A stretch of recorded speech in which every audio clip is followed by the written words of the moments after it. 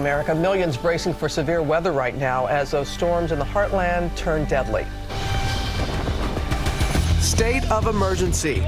Dozens of tornadoes touching down and heavy rain triggering deadly flash flooding as those dangerous storms slam the plains, forcing water rescues. This entire town underwater. And now a new storm moving into the Midwest and the Northeast on alert. White House showdown. President Trump set to face off with Nancy Pelosi and Chuck Schumer in a high-stakes meeting today as more Democrats ratchet up the pressure to start impeachment proceedings. Wild ride. Overnight, this police chase taking over the streets of L.A. Oh no! A woman in an RV on the run, smashing into cars and trees the moment one of her dogs desperately escaped. Wait, the dog is okay?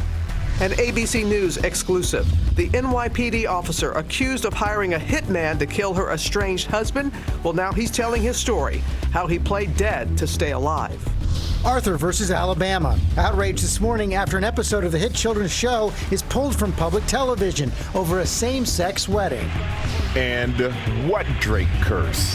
The Raptors roaring past the Bucks overnight, tying up the series, how the Raptors' favorite rapper stole the show. Blast from the past. Tonight, the Jeffersons and All in the Family moving on up to prime time. Jimmy Kimmel right here on GMA. How he's bringing the two iconic shows back to TV for a live special like you've never seen before. Live in Times Square, this is Good Morning America. Being dangling on the grill. Good morning, America. Great to have you with us on this Wednesday morning. So excited. Starts at 8 o'clock. That's what I'm very excited about. You know, take a look. Those right there, they are the sets where the actors will take the stage tonight for the live episodes of The Jeffersons and All in the Family. I'll never forget in college, I could not go to sleep until after The Jeffersons.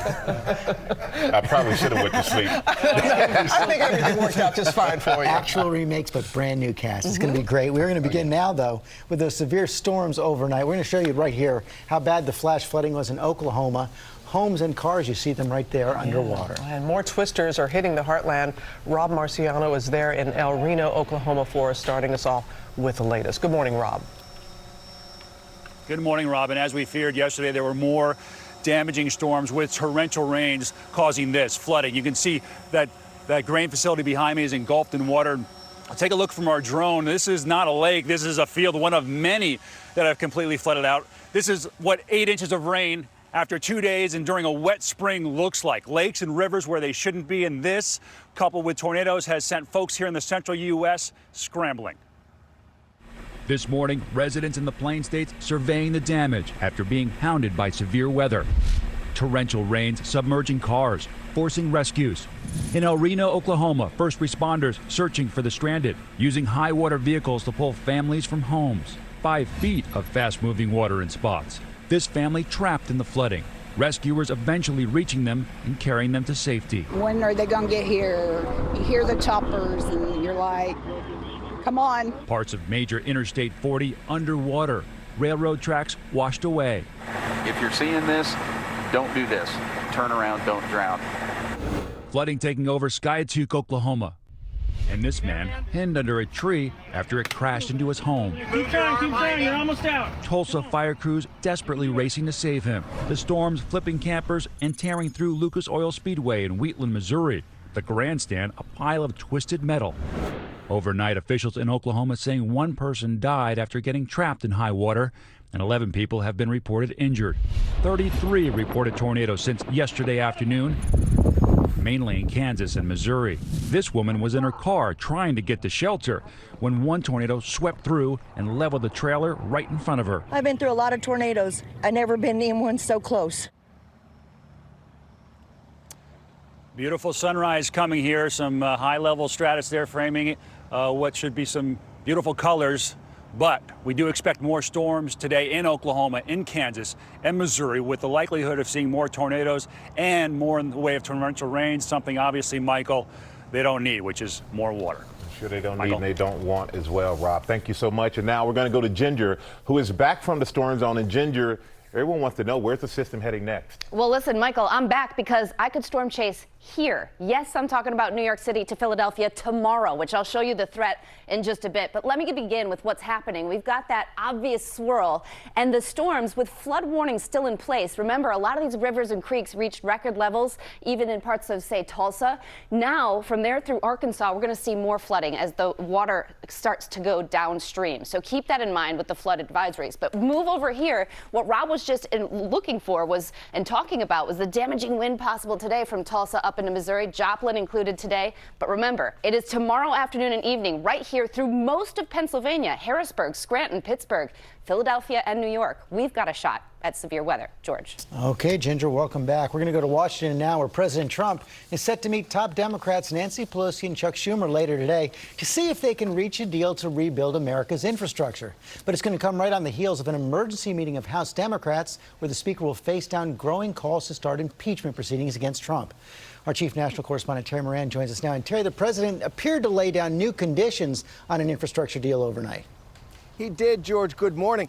If there's one thing that Americans agree in this very divided time, it's that the country needs a great big 21st century infrastructure package. That, as you say, was what was on the agenda at this rare meeting today between the Democratic leaders, Nancy Pelosi and Chuck Schumer, and President Trump. But at the last minute, President Trump said he's not going to do infrastructure until Congress passes his new NAFTA, that U.S.-Mexico-Canada agreement, which is in some trouble up here. So even when it looks like they can agree, they can't agree. They can't agree. And Democrats say they have questions about whether the president really wants to pay for it. Meantime, one of the reasons this meeting is going to be awkward is because House Speaker Nancy Pelosi is going to be coming straight from a meeting with her Democrats talking impeachment. This is such a serious challenge for Speaker of the House, Nancy Pelosi, George, with more and more members of the House of Representatives, Democrats, coming out calling for impeachment. It's not a lot, 25 or so out of 235 Democrats, but they're getting more vocal. They're stoking the base, and they're saying that they have to go towards impeachment because they see the White House just absolutely stonewalling any possible investigation or oversight. They see a shift in power from Congress to the presidency, and they believe they have to defend that, and that impeachment is the likely way. But public support for it is decidedly tepid right now. Yeah, not right now. Meantime, a leak overnight from the Internal Revenue Service, which calls into questions the president's position on not releasing his tax returns. That's right, George. The Washington Post is reporting that a confidential memo from the IRS, a staff memo, said the president must turn over his tax returns when Congress asks for them. This is obviously not the position of the administration. This whole thing is going to court, maybe the Supreme Court across the street here. Terry Moran, thanks very much, Robin. Another busy day in D.C. Now to McDonald's, under fire this morning, the fast food giant facing 24 lawsuits and complaints alleging sexual harassment. Lindsay Davis is here with those details for us. Good morning, Lindsay. Good morning, guys. The restaurant industry has one of the highest reported rates of sexual harassment in the workplace. And this morning, the Time's Up movement is zeroing in on the franchise once known for the motto, "I'm loving it," telling McDonald's they are not having it after a host of complaints of sexual harassment. This morning, the Time's Up movement is taking aim at one of the largest companies in the world. I heard workers tell stories of being harassed while working at McDonald's. I reported both men vile behavior several times. On Tuesday, more than 24 workers filed complaints against McDonald's, accusing the company of sexual assault, harassment, and gender-based discrimination. Time's up, McDonald's! Time's up, McDonald's! Flanked by Time's Up supporter Top Chef's Padma Lakshmi, woman after woman emotionally recounted their tales of harassment. Does McDonald's care more about selling burgers and fries than it does about making sure its employees are safe on the job? Brittany Oyo says she was sexually harassed by one of her managers when she was just 16. She says after she rejected his advances and reported the alleged sexual harassment, she was demoted. I wanted to throw in the towel. Every single day I had to go in for those shifts. Brittany's mother worked at the same McDonald's and was training to be a manager, but says after alerting her superiors to the alleged misconduct, she was punished. They started to retaliate against me. Pretty much my career path where I was becoming manager came to a halt. McDonald's says it has always had an unyielding commitment to providing a safe and respectful work environment, adding that last year, after several harassment lawsuits had been filed, it had enhanced its policies so that it more clearly informs employees of their rights, more clearly defines sexual harassment, discrimination, and retaliation, and underscores how employees can report a complaint if they do not feel comfortable addressing it with a manager. McDonald's also says that it's working with RAIN, the largest anti-sexual violence organization in the U.S., and they say that they've rolled out an interactive training course which focuses on how to spot, address, and prevent harassment, as well as third-party hotline for reporting complaints. Now, what's interesting is that McDonald's is saying, look, we can't control how sexual harassment operates as far as these franchises are concerned, but meanwhile, they can tell them down to the pattern of the condiments that are put onto each burger. So, I mean, this is something that obviously is not going away. This is why Time's Up was established to help these types of workers. Exactly, to get beyond Hollywood. Yes, exactly. Thank you, Lindsay. All right, thank you. And we're going to turn now to that wild scene on the streets of Los Angeles overnight. An RV leading police on a high-speed chase, slamming into cars and trees. The driver's dogs even making a desperate escape. ABC's Adrian Bankert is in Los Angeles with more. Good morning, Adrian. Good morning to you too, Michael. Yes, the scene from this chase, unreal. There were 6 cars hit, 2 people were injured besides the driver. The dogs are okay in this harrowing ride that lasted half an hour. Oh no! This bizarre high-speed pursuit involves a stolen 20-foot RV, a driver on the run, and 2 dogs.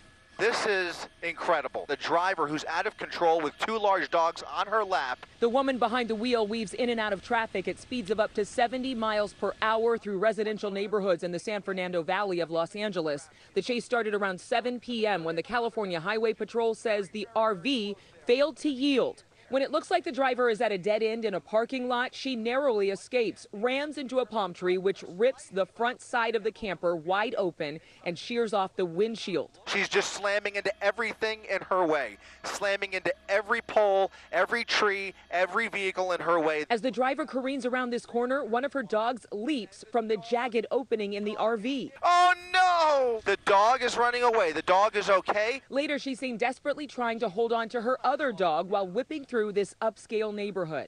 That's when she loses control, plows into this sedan. Oh no! Oh my goodness! She leaps from what's left of the vehicle, running to the front gate of a home, her dog running beside her, until the highway patrol officers catch up to her and tackle her to the ground. And you know what? Investigators are saying this is potentially a DUI case. That driver, a woman in her 40s, is now being held on suspicion of several felony charges, including hit and run and animal cruelty. George? Wow, what a crazy, crazy story. Okay, Adrian, thanks. We're going to get the latest now in the Varsity Blues College cheating scandal. For the first time, one of the parents charged has gone in front of cameras to admit his guilt and apologize. That came after he appeared in court, and ABC's Eva Pilgrim has the story. High-powered New York attorney Gordon Kaplan publicly apologizing, the first parent caught up in the Varsity Blues scandal to do so, saying he's sorry first and foremost to his daughter. Knew nothing about this. Hasn't even applied to college yet. Moments after appearing in a Boston federal court, Kaplan admitted to spending $75,000 to improve his daughter's ACT score. He was one of 2 parents to plead guilty Tuesday to charges of conspiracy to commit mail fraud and honest services mail fraud. I'm also sorry to all the other kids out there who are in the admissions process, the college admissions process, and to all the parents that are helping them and supporting them. I'm truly sorry. In wiretapped calls with Rick Singer, the so-called mastermind behind the scheme can allegedly be heard telling Kaplan that he needed his daughter, quote, to be stupid during a psychological exam in order to obtain extra time for her to take the ACT so a proctor could correct her answers after. Kaplan later telling Singer, to be honest, I'm not worried about the moral issue here. I'm worried about the if she's caught doing that, you know, she's finished. As part of his plea deal, prosecutors agreeing to recommend 8 months in prison and a $40,000 fine. Kaplan, one of 33 parents caught up in the apparent scheme. Last week, actress Felicity Huffman also pleading guilty after admitting to paying $15,000 to have a SAT proctor correct the answers on her daughter's exam. Writing in a statement, I am in full acceptance of my guilt. I am ashamed of the pain I have caused my daughter, my family, my friends, my colleagues, and the educational community. And parents in more affluent communities are more likely to know about the option and more likely to be able to afford to pay for the evaluations necessary to get the designation for extra test taking time. It's one of the things we learned in the aftermath of this scheme, just the differences for students. Yeah, a lot of scrutiny of the whole process right now. Thanks, Eva. All right, George, now to the fallout surrounding a popular children's show, Arthur. Alabama Public Television refusing to air a recent episode featuring a same-sex marriage. Paula Ferris has more on that story for us. Good morning, Paula. Good morning, Robin. The episode aired nationally last week, except in Alabama, where it was preempted with a rerun. And this morning, Alabama Public Television is defending its decision. And I say, hey. This morning, cartoon controversy after Alabama Public Television refused to air the premiere episode of the hit children's series Arthur, which depicted a same-sex wedding of one of its most popular characters. Who's getting married? Me. In the episode, Mr. Ratburn, Arthur's teacher, was seen walking down the aisle with his aardvark partner. Mr. Ratburn is married. I still can't believe it. Yep, it's a brand new world. The episode, part of Arthur's 22nd season, already aired on PBS stations nationally, but kids in Alabama will have to find it elsewhere. Mike McKenzie, director of programming of Alabama Public Television, tells AL.com, although we strongly encourage parents to watch television with their children and talk about what they have learned afterwards, parents trust that their children can watch APT without their supervision. The decision sparked a flurry of outrage on social media, GLAAD calling out the decision in this tweet. LGBTQ people exist in every part of life, so the claim that someone could be too young to know that LGBTQ people exist is absurd and sends a dangerous message to LGBTQ youth. The show's creator, Mark Brown, speaking to CBC News last week. The more we talked about it, the more we saw it as an opportunity for a learning experience and this great way to represent another part of life that so seldom gets portrayed on television. Now, APT pulled an episode of Arthur back in 2005 when one of its characters visited a girl who had two moms. As for this episode, APT has no plans on airing it at a later date. It is available on the website, on PBS's website, though. Teachable moment lost. Great. Yeah. All right. Thank you so much, Paula. And we are going to go now to the NBA playoffs. And it's time it's going to take at least 6 games to decide who plays the Golden State Warriors in the finals. Overnight, the Toronto Raptors tying up their series 2-2 with the Milwaukee Bucks, winning Game 4 120-102. But it was the biggest Toronto fan of all time. He stole the show. There he is, Drake, the rapper, taking over the sidelines with so much energy supporting his hometown team that some are wondering if he thought he was on the team or maybe an assistant coach. He even tried to relieve the tension of the coach, Nick Nurse, by massaging his shoulders in the fourth quarter. I'm like, where's security, by the way? We have no idea. We love the energy, Drake. We got to give you that. Got a lot of energy. And both teams, they will face off again in Milwaukee on Thursday night. But I've never seen a fan. He makes Spike Lee look tame. I was just say that. Have you not seen Spike Lee at a Knicks game? But does he go up to the coach like that? Yeah. No, because you would get tackled by security. I know. He goes after Reggie Miller when he used to play back in the day. We're getting ahead of ourselves. Okay, we're following a lot of other stories this morning, including a dark plot. NYPD officer, you see her right there, accused of hiring a hitman to kill her estranged husband. He's there as well, and he's telling his story exclusively on GMA. And as the summer beach season kicks off, the new warnings about sharks after that great white was tracked just miles from New York City. But first, let's go back to Ginger. Summer? What summer in Denver? All right, let's get to the sunny cities now. Brought to you by Capital One Saver Card.